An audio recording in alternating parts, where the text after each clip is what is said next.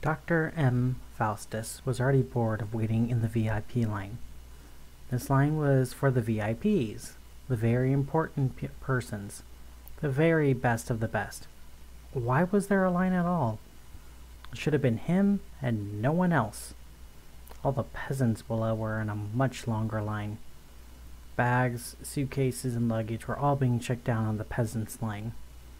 The VIP line was civilized enough not to check bags. Just check a passport and let them go through. Still, the good doctor was happy no one was going to be searching his bag, and no one was going to see Mimir. Getting closer to the front of the line, Dr. Faustus reminisced about where he obtained Mimir. The good doctor was doing what he did best, making deals, and there were people in the 7 cities who considered themselves powerful. Powerful enough to seek out the good Doctor Faustus, and to do something most people couldn't ever dream of doing.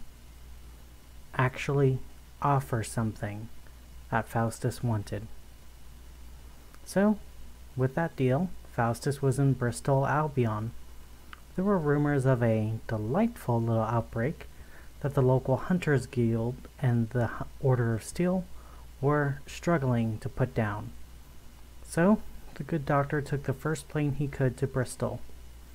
Sure enough, it was in celebratory chaos. Most of the buildings were burnt out, the remaining populace hid in the church or the constable, soldiers on the street, the dead refusing to lay down, and every day the local leaders were worried the infection would break through the barricades. An absolutely perfect place for the good doctor to do his work and have a vacation.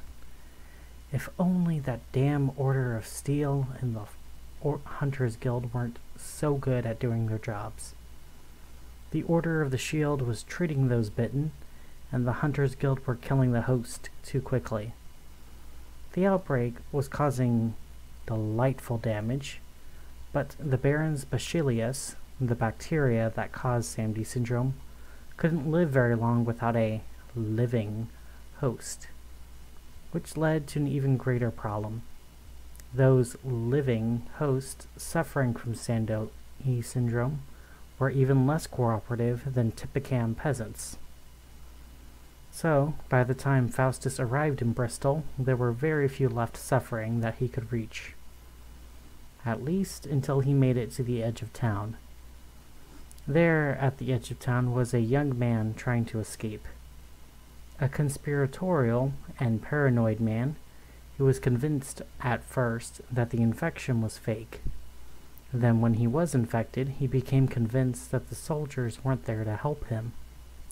So he tried to escape Bristol and get away from the soldiers carrying the bite on his own arm.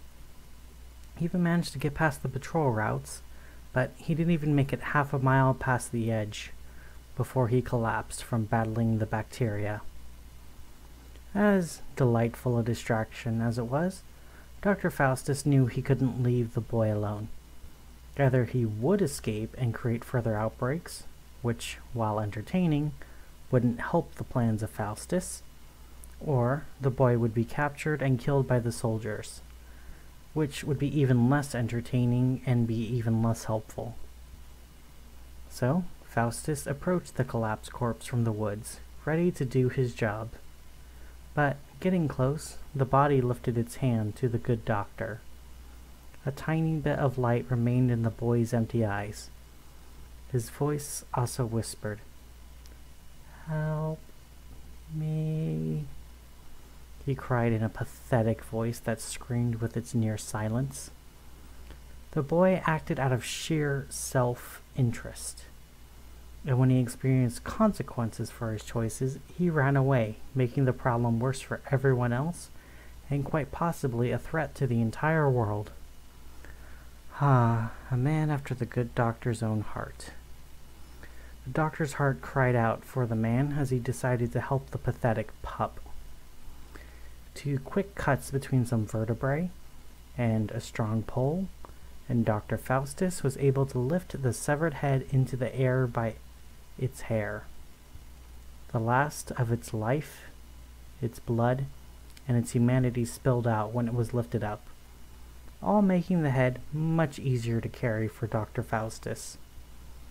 Placing the head into a plastic bag, sealing it, and drawing out most of its air, Dr. Faustus marked it with the name Mimir, named after the Norse god that was nothing more than a severed head, but whom still played a vital role in Ragnarok, the end of the world. Buyers for the head had a thing for poetic symbolism, and even provided multiple bags which they wanted to be named Mimir, with the severed head inside. They even arranged for transport from Albion to the Seven Cities via a new cruise ship named Naglfari, the same name as a ship built out of dead man's nails that would set sail during Ragnarok, carrying a legion of undead warriors, giants, and monsters who would do battle with the gods and bring about the end of the world. As much as Dr. Faustus wasn't a fan of drama, he did admire the poetry of him holding a potential end to the world on a ship that was supposed to bring to the end of the world, all on its maiden voyage. There was an interruption from his memory when Faustus was about to snap, until he realized the interruption was because he was at the front of the VIP line. "Ticket, please," the board guard asked. So Faustus brought out his best glittering smile while he removed the envelope from his jacket. The ticket was inside the envelope along with a single glittering golden aura. Faustus found in this modern era tipping was considered standard, and he found that tipping in auras was best. The money it was worth meant very little to him when his banks were bursting enough that the interest earned in a single day was worth more than some families made in an entire year. Still, though, it had a habit of making him appear to be a more trustworthy man. Very few people questioned someone who was kind enough to tip so well and so easily. And sure enough, this guard was also easy to fool. The guard brightened up, and he waved Dr. Faustus and his single briefcase through without even the most cursory of checks. And the good doctor was more than happy to oblige, carrying his briefcase and his guest up to his cabin. A lovely cabin that had a fantastic view of the ocean. A cabin that Faustus intended on seeing as little of as possible. Removing Mimir from his suitcase and leaving it in the drawer, hopefully for some lost soul to find, and his suitcase in the closet so that no one would find it, he could now spend the next 3 days enjoying the many amenities of the ship. The food was delicious, the ocean beautiful, and the staff were all so professional and kind. And Dr. Faustus found that all just so terribly boring. The ship was supposed to be fun, and it was like it was designed by some lovesick librarian. There was a casino, which did give Dr. Faustus something to do, but everyone was only betting money. And most of the people never bothered to bet more than a few thousand centi. Dr. Faustus missed the real gambling of places like Caligula's Carnival of Cannibalistic Carnage. The poor betting their literal arms and legs just for an opportunity to win a bit of wonder into their bleak lives. The wealthy would lay down entire kingdoms worth of gold, land, titles, and assets to try and fill that void in their lives that they made, only to find that they themselves still had the void and couldn't even have a shirt to try and hide from it anymore. Now that was real gambling. Watching the truly desperate believe that things couldn't get any worse, only to watch to see how much worse it can get.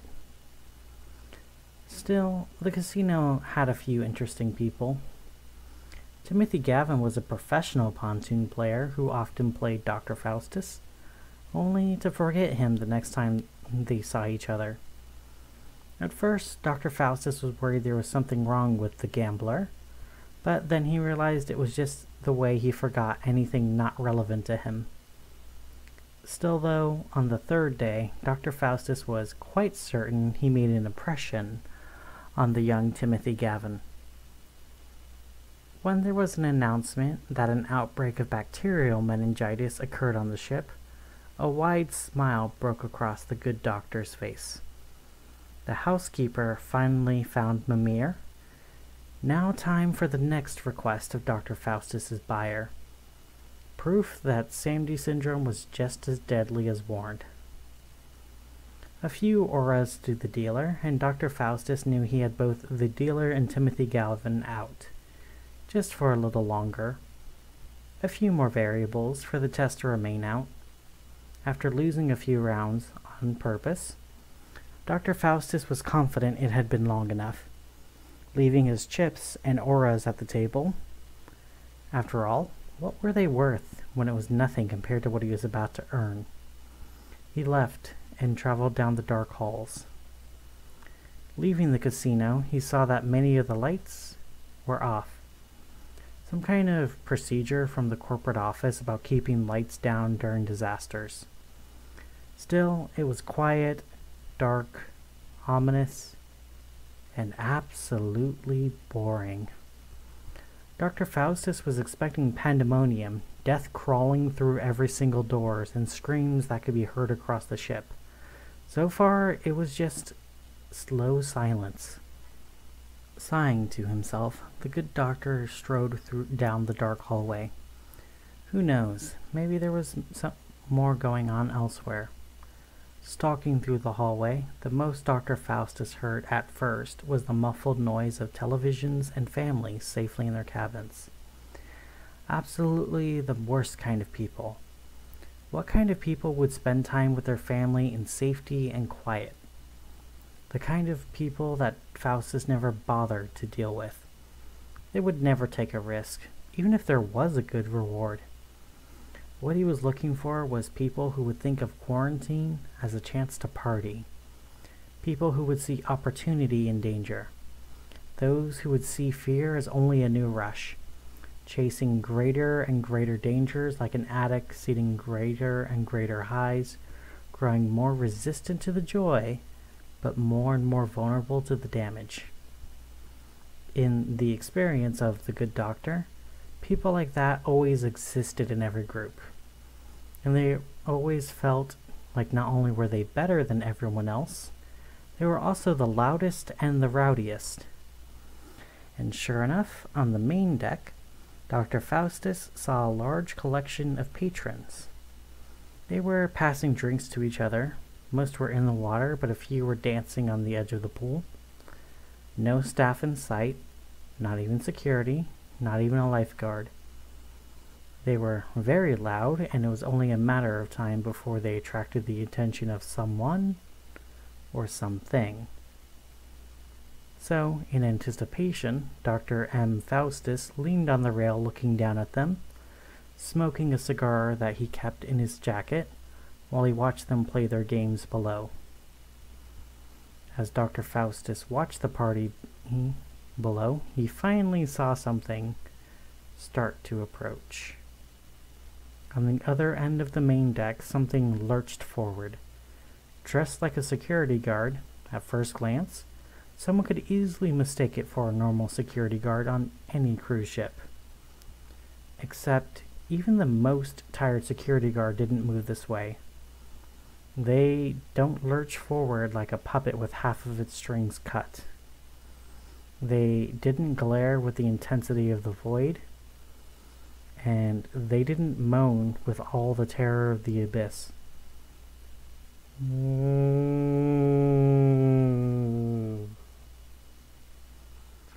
And most security guards didn't have a brown splash of blood on their shoulder where they were bitten, and they definitely didn't carry fresh red blood around their mouth where they had bitten someone else.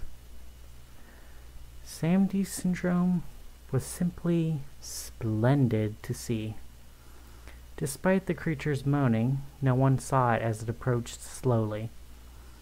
Despite its jerky movements, a lot of human eyes were trained to ignore slow-moving things. Their eyes were more easily attracted to quick and sudden movements, such as the women dancing drunkenly to the music. The creature moaned instinctively, a way to attract others of its kind to its location. Yet the partygoers didn't hear it over the music. But Dr. Faustus heard the moan echo, and heard others echo the moan. Help was on its way. Taking his cell phone out of his pocket, Dr. Faustus pressed the record button just as the security officer stalked to its simple sacrifice. A short man dressed in red and with a long white beard, laughing while he was drinking. Security grabbed the man by the shoulder, who didn't even have the frame of mind to react, before the creature struck, biting into his neck and tearing much of his throat and a lot of his blood out at the same time. The man in red was now coated in red, while he laid on the ground and screaming, and the creature continued its stalking forward. A lot of people assumed that the undead functioned like predators, stalking, hunting, eating, and killing. For some undead, this was true, but those suffering from Samedi Syndrome had a far more basic bacterial business: consume and spread. They had little need for food or anything else. They sought to spread the bacteria that gave them life. They did this through two primary means of spreading infection. The first was a bite. A single bite could spread the bacteria, and when the infected sensed that their prey was infected, they would move on. Oh, sometimes they would feed for a while, but they didn't like cold bodies, and they didn't enjoy the smell of infection. They would often seek out the brightest, the loudest, or the best-smelling prey they could find. The man in red was already starting to turn. Security only took a few steps forward, but with the man already dying, the bacteria had an easier time turning him. No pesky immune system to slow it down, and easy access to the brain. In less than a minute, he would be turned and joining security in the stalking of his sweet sacrificial lambs. Some who would be bitten somewhere farther from the head would last longer. They may even have a chance for treatment if caught early enough, but isolated, ignorant, and injured, very few who are bitten would ever receive treatment. The partygoers were still going.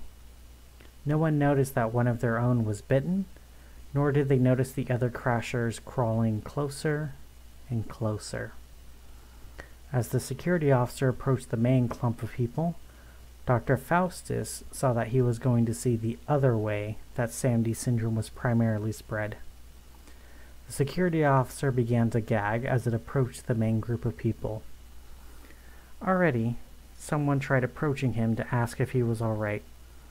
They were either too drunk to notice the blood on its face, or, more likely, they thought he just injured himself.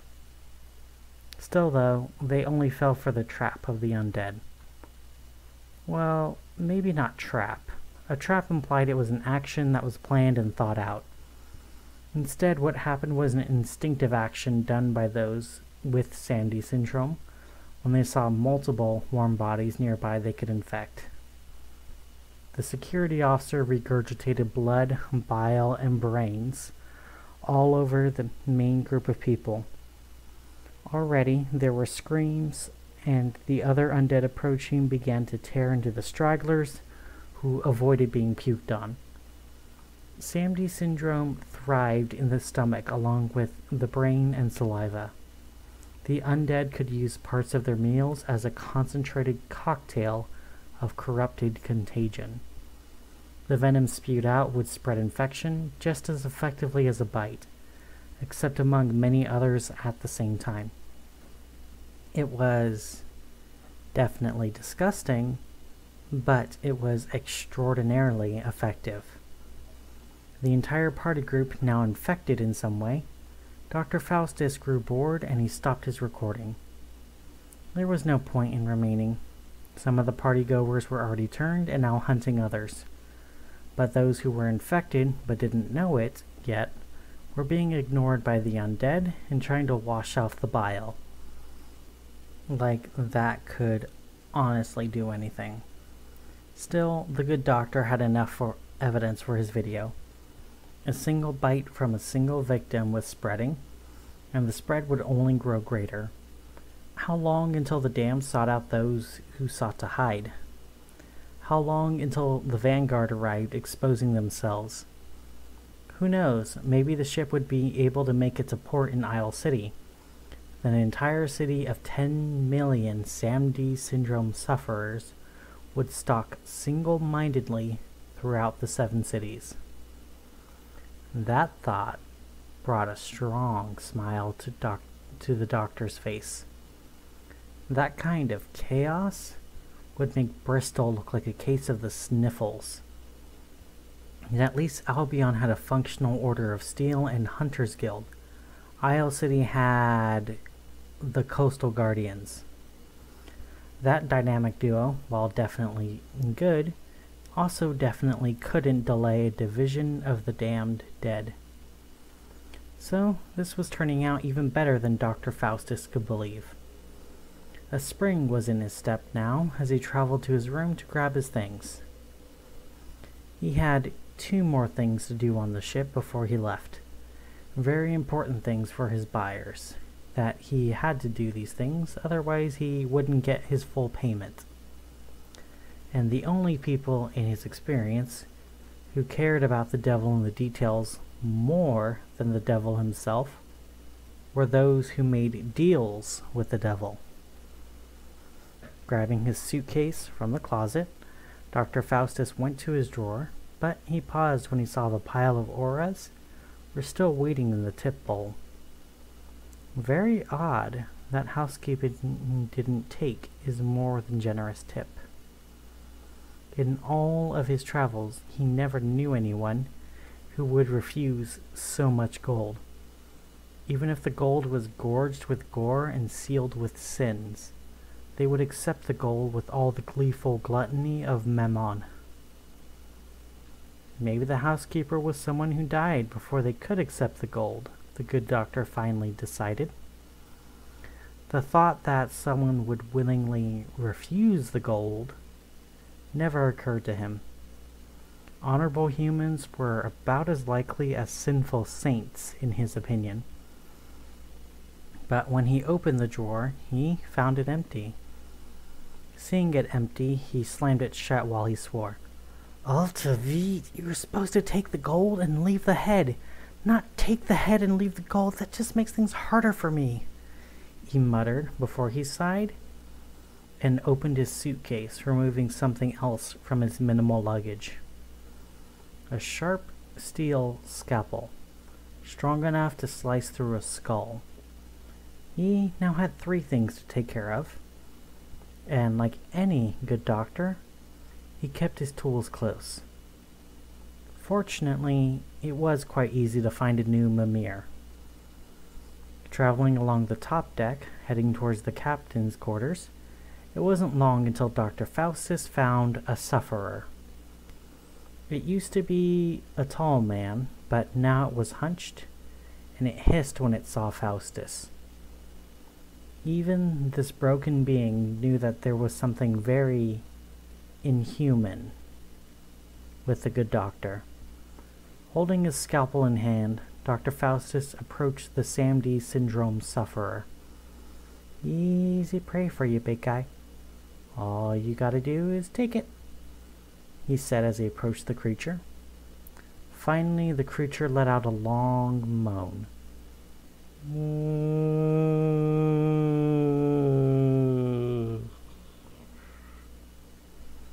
And reached out its hands as it lunged towards Faustus.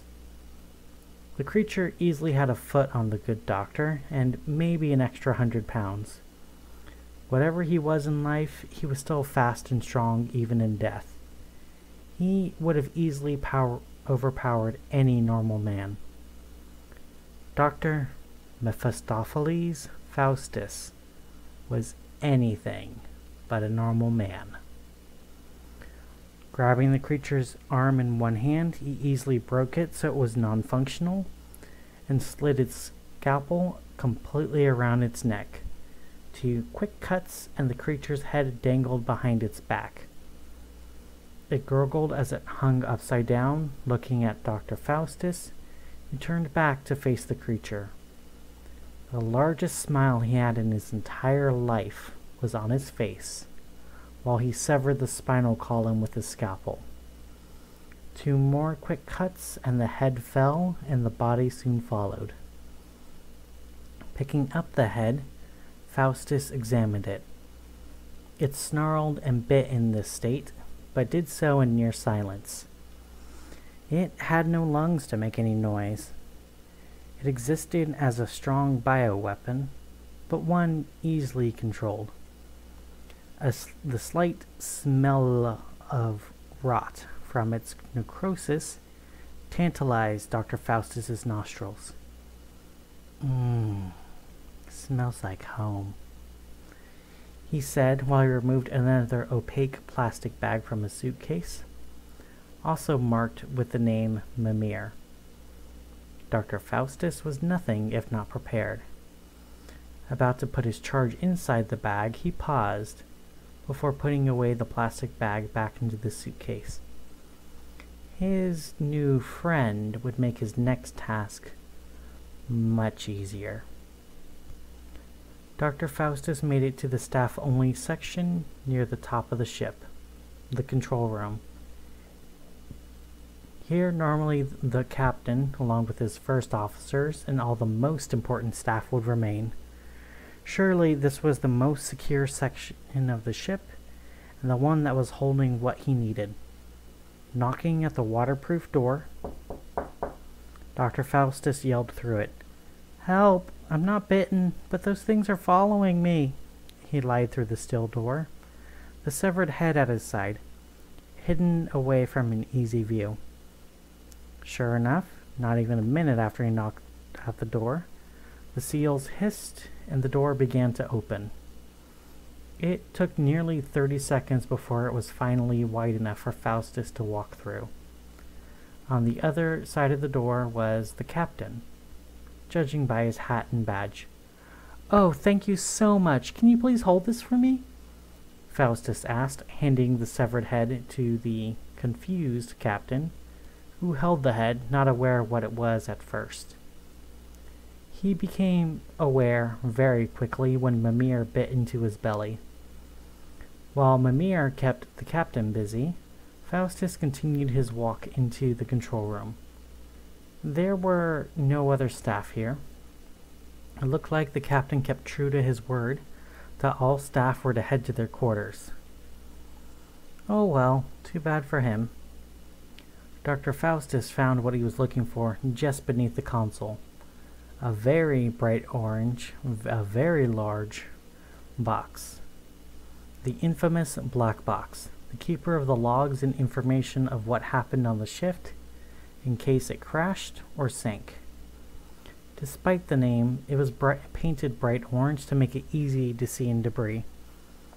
Lugging the heavy contraption in one arm, he picked up Mimir in his other arm, tearing him away from the bleeding captain. The captain, in shock, was busy trying to pull his entrails back into his body. The intestines were still pulsing and moving, even outside the body, much like a snake trying to escape from the captain's grasp. Very few people knew that the intestines kept moving, even when removed from the body. Dr. Faustus left him there, to die, or turn. He didn't care which. Making his way down to the waterline, Dr. Faustus listened to the glorious chaos around him. The moans grew louder, and there were screams of pain, screams of fear, and the best screams of all were those that would cut out before the scream finished. Those, the good doctor was certain, would never scream ever again. Still though, even in beautiful moments like this, there were those that insisted on ruining it. Some of the screams were in words, which, in Faustus's opinion, only made the screams less pure. It was like adding sugar to chocolate. It was already beautifully bitter all by itself, but there were those who thought adding something would add value without corrupting it. Help me. Why is this happening? Can you please help me? Good God, what's happening? Please help me. The cries for help were the worst to Faustus. He was busy. Why did people insist on asking for help just because he was walking by? Sometimes he had more important things to do. Not everyone in the world was obligated to help just because they were dying.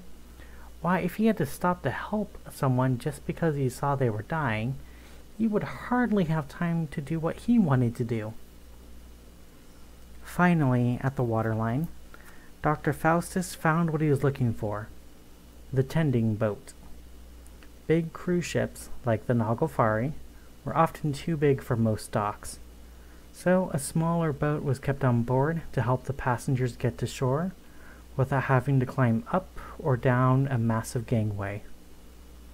On the tending ship, Faustus began the process of casting off, setting Mimir on the chair while he stood. It took him only a few minutes, but the Naglfari was now behind the good doctor, the black box was on the ground by his feet, and the severed head was in his chair. Now confident in his escape, Dr. Faustus took this chance to remove the second plastic bag out of his suitcase to place Mimir inside. A perfect place to keep his best moneymaker. A few miles away from the Naglfari, Dr. Faustus found his goal: a much smaller ship. It had a unique symbol on the side: a sun surrounded by 8 crescent moons, the sign of the buyer, Madrigal Inc. The ship's name in big golden letters that glittered even in starlight was called Justice. Irony, if the good doctor had ever seen it before. "Ahoy!" he called up to the ship. A cloaked figure on the deck waved down before throwing a rope ladder to the side as it descended down. In just a moment, the hooded figure stood in front of Dr. Faustus, a person who the good doctor could not see under the hood, but someone Faustus was certain he could deal. "I have what you want. First, I have the black box," Faustus said, pointing at the orange box. The figure shook its head and gestured to the side of the boat. "You want the black box in the ocean?" he asked. The figure nodded in return. "Well, you bought it. You're right," he shrugged before picking up the box and throwing it into the water. A flood of bubbles washed to the surface before the box disappeared into the waves forever. When it washed away under the ocean, the figure produced a piece of paper with ink on it. A check written out to Auras with 9 figures. Faustus pocketed the check eagerly, removing his phone next. "Well, next for you, I got video evidence of what Samedi Syndrome can do," Dr. Faustus said, pulling out his phone and holding the screen up to the figure's hood before playing the video. The figure's hood didn't reflect any light, and the good doctor was certain whatever was under that hood was something even he didn't want to see. The figure watched the video in full before it nodded and held its hand out.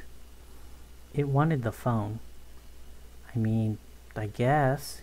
You owe me the newest model, though," Faustus warned, which the figure only nodded again. When Faustus handed his phone over, it disappeared somewhere within the figure's cloak, before, in the figure's other hand, a new phone appeared that it offered to Faustus. Sure enough, when Faustus checked the apps and contacts on the phone, it was his phone. All of his information was on it, with the exception of the video he handed to the figure. Well, at least the figure played fair. Faustus figured he knew magical ink was powerful, but he only knew a few mages who played like this figure, none of whom the good doctor wanted to make mad. And last but not least, the severed head Mimir, a living sample of Samedi Syndrome, Faustus said, lifting up the squirming plastic bag. This item the figure snatched out eagerly from Faustus's hand, tearing it open and peering inside. Careful, it bites, the doctor warned with a chuckle. But the figure didn't care. If Faustus could see its face, he was certain it would be smiling like a clown. Now, for what I came here for, Faustus asked, holding his hand out. This time, the figure withdrew something from its cloak. It was about the size of a snow globe, and it was made out of pure crystal. In the center of the crystal orb was a single feather. The barbs were as golden as the sun, and the down was as silver as the moon, with a hollow shaft as crimson as fresh blood. This artifact was far too pure to exist in Pandemonium, and far too divine to come from Earth. When taken, it cuts the hand that clutches it. When given, it heals the hand that holds it, the hermit finally said as it handed the crystal to Dr. Faustus, who held the fragile item with all the care in the world. Another piece of his puzzle, but one he knew he traded another piece of the hermit's puzzle for. I don't suppose Mimir would have anything to do with the 13th Arcana, would it? Faustus asked with a smile, only for the hermit to raise its hand. Speak carefully, or never speak again, the hermit warned. Well, you're no fun. Dr. Faustus sighed before offering his hand to the hermit. Pleasure doing business with you, he offered. The hermit glanced at the hand and instead chose to start climbing the rope ladder again, not even touching Dr. Faustus's hand. The head also vanished into its cloak. Well, I guess I deserved that, he said, looking around before he realized. Wait, how do I get to land from here? He wondered out loud as the larger boat began to leave his small tending boat.